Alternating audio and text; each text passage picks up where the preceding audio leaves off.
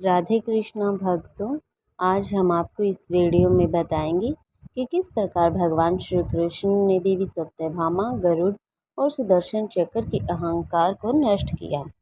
एक बार भगवान श्री कृष्ण द्वारका में रानी सत्यभामा के साथ सिंहासन पर विराजमान थे।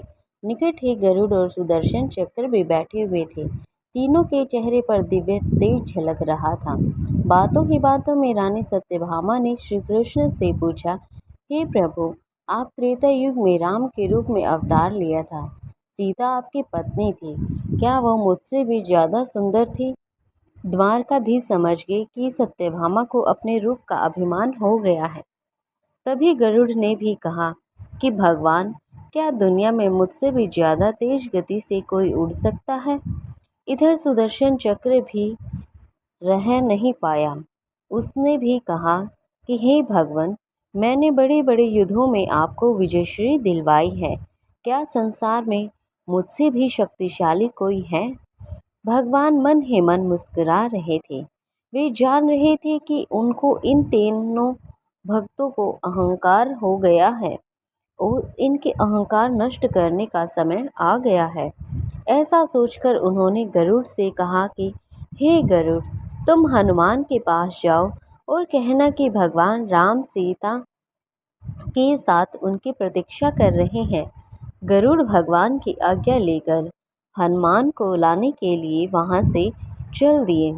इधर भगवान श्री कृष्ण ने सत्यभामा से कहा कि हे देवी, आप सीता के रूप में तैयार हो जाएं। और स्वयं द्वारकाधीश ने राम का रूप धारण कर लिया। मधुसूदन ने सुदर्शन चक्र को आज्ञा देते हुए कहा कि तुम महल के प्रवेश द्वार पर पहरा दो और ध्यान रहे कि मेरी आज्ञा के बिना महल में कोई भी प्रवेश न कर सके। भगवान की आज्ञा पाकर चक्र महल के प्रवेश द्वार पर तैनात हो गए। गरुड़ ने हनुमान के पास पहुंचकर कहा कि हे वानर श्रेष्ठ, भगवान राम और माता सीता के साथ द्वारका में आपसे मिलने के लिए प्रतीक्षा कर रहे हैं। आप मेरे साथ चले, मैं आपको अपनी पीठ पर बैठाकर शीघ्र ही वहां ले जाऊंगा। तो हनुमान ने विनयपूर्वक गरुड़ से कहा, आप चलिए, मैं आता हूँ।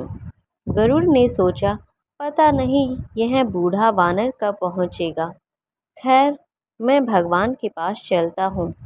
यह सोचकर गरुड़ शीघ्रता से द्वारका की ओर उड़े।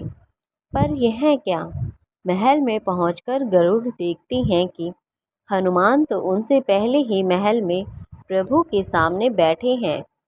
इससे गरुड़ का सिर लज्जा से नीचे झुक गया। तभी श्री राम ने हनुमान से कहा कि हे पवन पुत्र, तुम बिना आज्ञा के महल में कैसे प्रवेश कर गए? क्या तुम्हें किसी ने प्रवेश द्वार पर रोका नहीं था? क्या तुम्हें ऐसे ही अंदर आने दिया? हनुमान जी ने हाथ जोड़ते हुए सिर झुकाकर अपने मुंह से सुदर्शन चक्र को निकालकर प्रभु के सामने रख दिया। हनुमान ने कहा कि हे प्रभु, आपसे मिलने से मुझे इस चक्र ने रोका था, इसलिए इसे मुंह में रख मैं आपसे मिलने आ गया। इसके लिए मुझे क्षमा करें। भगवान मन ही मन मुस्कुराने लगे।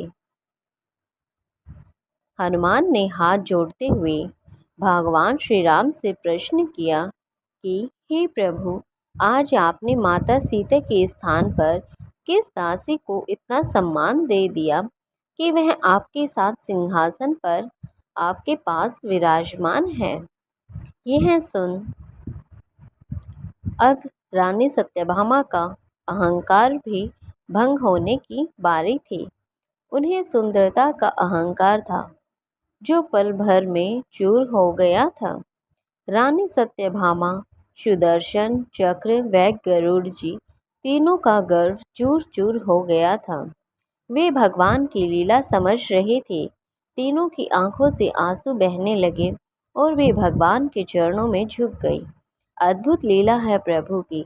अपने भक्तों के अहंकार को अपने भक्त द्वारा ही दूर किया है उन्होंने। तो इसलिए हमें कभी भी किसी भी चीज़ का अहंकार नहीं करना चाहिए, क्योंकि जीवन में कभी भी अहंकार नहीं करना चाहिए। ज़रूरी नहीं है कि जो आज आपके पास है वह कल भी आपके पास होगा। अपने अंदर जरा सा भी अहंकार आने लगे तो स्वयं ठाकुर जी हमसे दूर हो जाते हैं। ठाकुर जी को तो निस्वार्थ भक्तों से ही प्रेम होता है। इसलिए अपने जीवन में अहंकार को कहीं पर भी स्थान ना दें। हमेशा खुश रहें, नाम जप करें, और यदि वीडियो अच्छी लगी हो तो लाइक शेयर कमेंट ज़रूर करें और चैनल को सब्सक्राइब ज़रूर करें।